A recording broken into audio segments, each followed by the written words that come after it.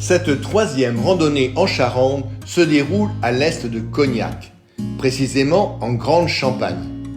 Elle débute à Jansac-la-Palud, dont le toponyme renvoie à son marais.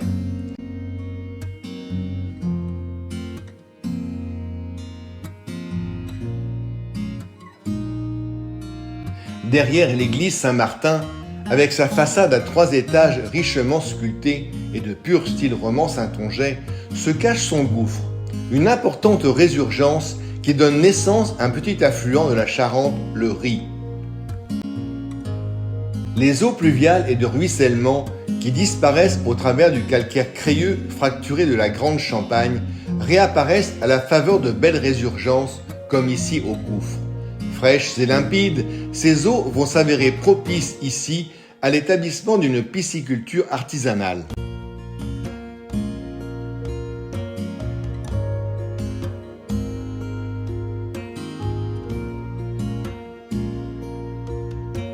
À son réputé élevage de truites, depuis 2008, s'y ajoute celui de l'esturgeon, dont son caviar ravit les papilles et a séduit de nombreux gastronomes et restaurateurs charentais. À peine quitté Jansac que le décor change. La vigne sera omniprésente tout au long de mon itinérance. Le soleil de printemps, joint avec les nuages, part cette grande Champagne de belles nuances de vert. Ma balade s'annonce poétique et ce n'est pas un hasard. Dès l'aube du premier millénaire, la Gaule romaine introduit ici la vigne et l'art roman avec une philosophie, faire bien et beau. L'historienne Monique Lazelle-Lévesque rapporte dans son traité sur la poésie des vignes que les correspondances qui régissent les représentations des espaces viticoles dans les textes de cette époque interrogent. Tout n'y est qu'ordre et beauté, air, soleil, salubrité, un espace où harmonie et productivité se répondent.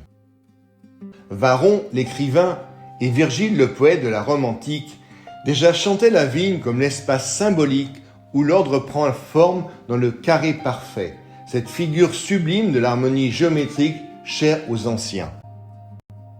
Le même Varron, également agronome, lie l'excellence du rapport à la vigne, à la beauté de la plantation et à son effet sur la forme du paysage.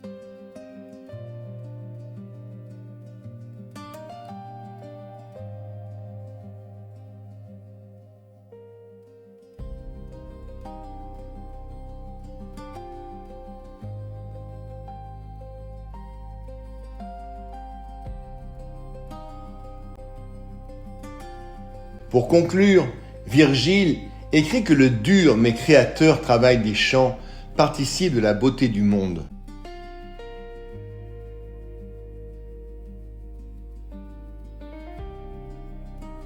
La Grande Champagne, c'est d'abord un terroir unique au monde. Les calcaires crayeux se développent en cuesta, ces escarpements en calcaire dur sur des talus de couches tendres, donnant un paysage très vallonné et découpé comme ici. À plus de 100 mètres d'altitude, au XIXe siècle, le géologue Henri Coquan les considérait comme une petite chaîne de montagnes. Ce sont les meilleurs terroirs de la Haute-Champagne de Segonzac, là où mes pas me mènent.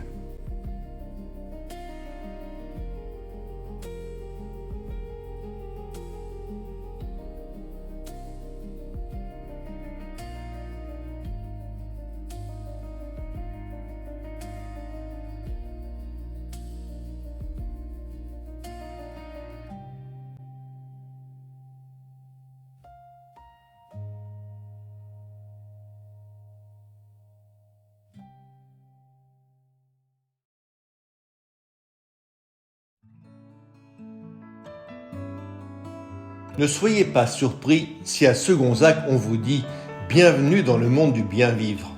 La cité est la première de France labellisée Città Slow. Inutile de traduire. Ici, on prend le temps de vivre. D'apparence modeste, le charmant bourg cache sa fierté d'être la capitale du premier cru de Cognac, le produit d'exception emblématique de la Grande Champagne.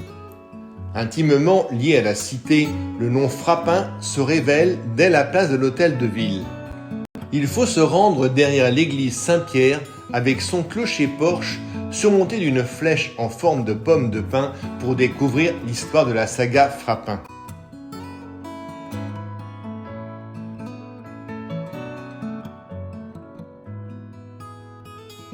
Installés en Charente depuis le XIIIe siècle, plus de 20 générations s'y succèdent pour développer et valoriser leur vignoble. Diane nous en dit plus. Dans la région, en Charente, en 1270.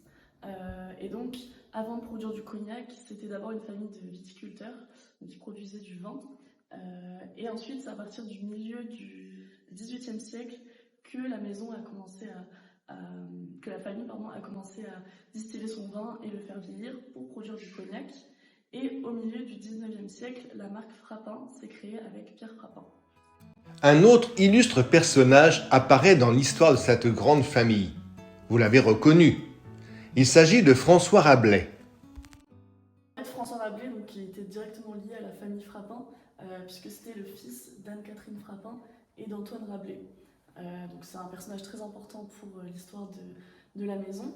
Et aujourd'hui, le logo de la maison, c'est une plume, justement une plume d'écrivain en hommage à l'écrivain François Rabelais. Dans cette saga, plusieurs d'entre eux se verront distingués, comme Pierre et Jehan.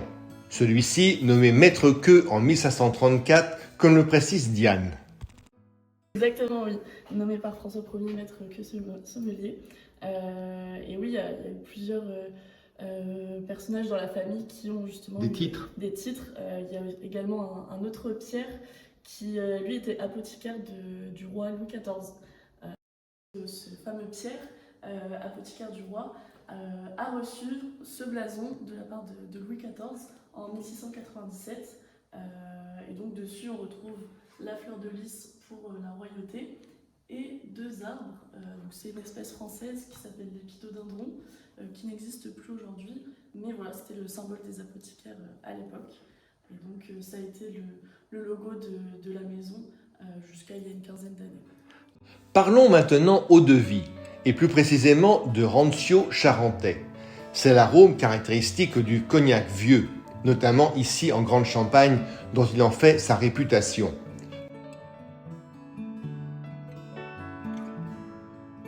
À partir du XVIIe, une nouvelle technique qu'une légende attribue au chevalier de la Croix-Marron, seigneur de Segonzac, la double distillation, va faire gagner au cognac ses lettres de noblesse.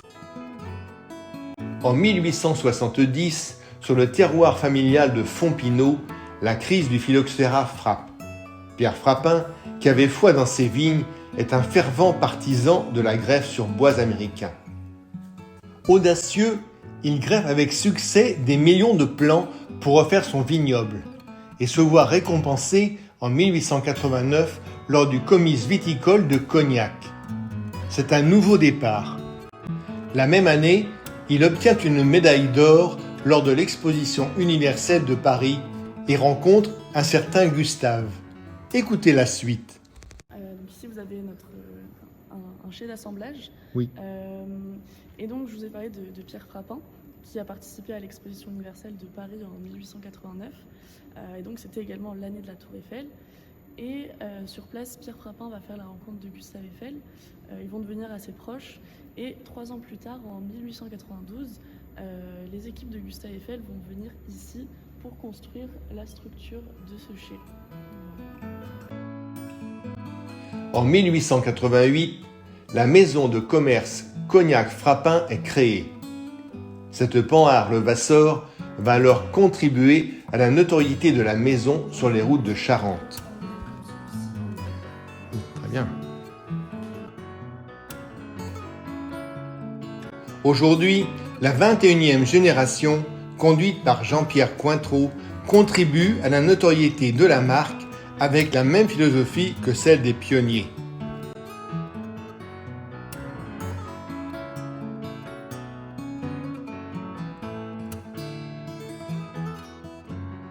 Poursuivant mon chemin vers l'est, voici Saint-Preuil, toujours dans un écrin de verdure de Grande-Champagne. Son église paroissiale Saint-Projet date de la fin du XIIIe siècle.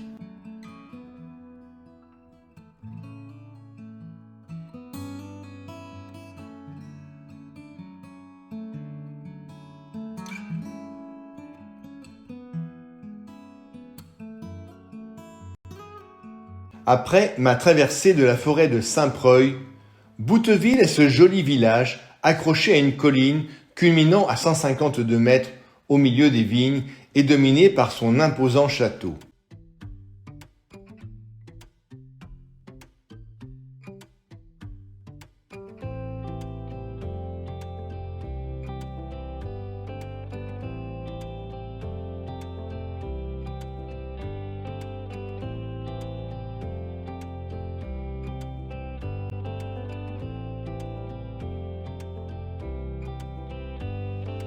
Dans le bas du village, l'église Saint-Paul de Bouteville, édifice des XIe et XIIe siècles, est précédée d'un arc ouvrant sur un espace planté de cyprès. Si le charme de la Grande Champagne réside dans la qualité de ses eaux de vie, ces églises romanes y concourent également. Mais revenons au château.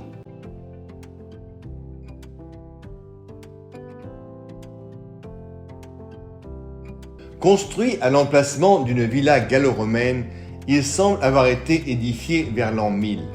À la fin du XIIe siècle, il est la propriété de Richard Cœur de Lion. Marqué par les guerres et les vicissitudes du temps, le château finit démantelé et ruiné début XIXe, comme on le voit ici. L'ensemble, protégé depuis 1984, grâce à son inscription aux monuments historiques, subit un vaste programme de réhabilitation en 2019. L'énergie du maire de Bouteville et de ses administrés, de mécènes et de la mission Berne va redonner son lustre et sa place dans le paysage charentais au château tel qu'on le découvre aujourd'hui. Le château s'élève sur une vaste plateforme cernée de douves que franchit un pont à 2 arches. L'édifice comprend 3 ailes d'habitation, flanquées de vastes tours rondes.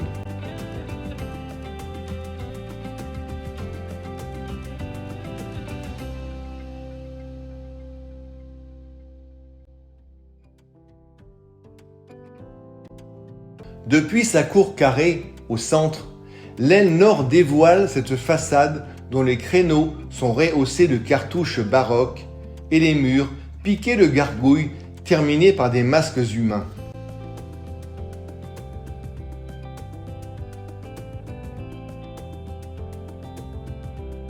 Je vous raconte maintenant l'histoire d'une cheminée monumentale. Elle déménage à la fin du XIXe siècle au château de Bourg-sur-Charente tout près, elle s'y trouve encore, ce qui lui permet d'être sauvée de la destruction. Un mécénat privé permet de recréer cette cheminée et de l'installer dans son écrin initial, la salle d'apparat du château de Bouteville. Cette cheminée monumentale, copie exacte de l'original du XVIe siècle, symbolise l'art maniériste en Charente. Ce monument de pierre et de marbre, cette imposante cheminée de style Renaissance, on la doit à l'artiste Marc Deligny et son équipe. Il livre ici un chef-d'œuvre d'une 20aine de tonnes. La cheminée monumentale, avec ses cariatides, atlantes, sculptures, représentant les 4 vertus cardinales, la prudence, la tempérance, la force et la justice, forme cette composition au décor particulièrement riche. Regardez cette merveille.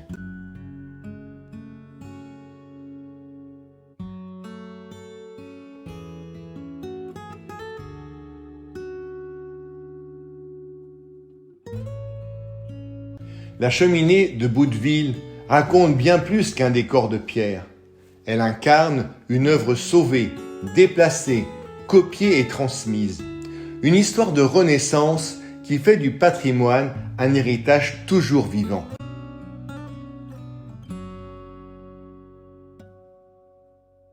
Avant de quitter le château, le panorama sur la Grande Champagne se dévoile une dernière fois, ici depuis la galerie vitrée au sud, ou par cette baie de la tour Est. Admirez.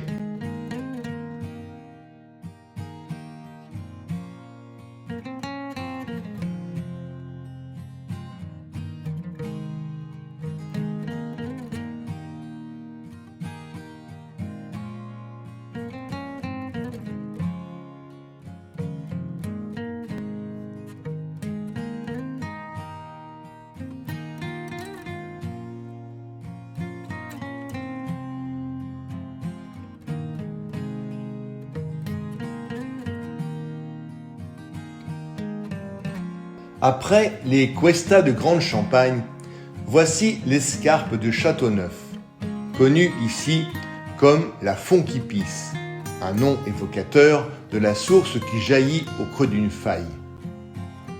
Fouillée, la falaise a révélé des traces d'occupation depuis la préhistoire. Spot d'escalade, connu depuis 1980, les falaises de Haute-Roche sont connues pour être parmi les meilleurs sites d'escalade de Charente.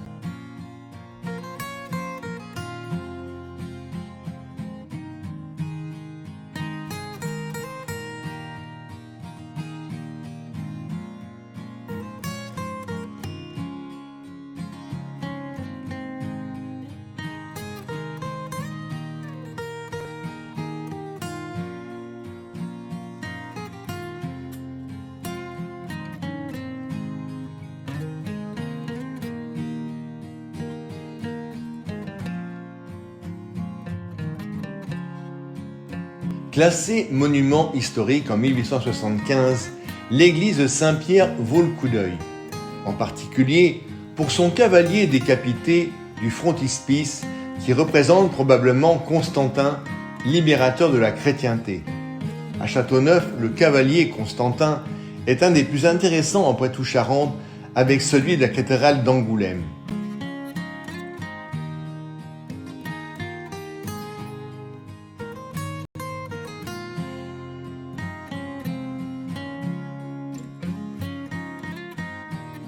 Fin de randonnée sur les bords de la Charente, face à l'île Matard. Un cadre verdoyant, un espace de détente, de baignade et de promenade particulièrement agréable avec ses véritables plages de sable.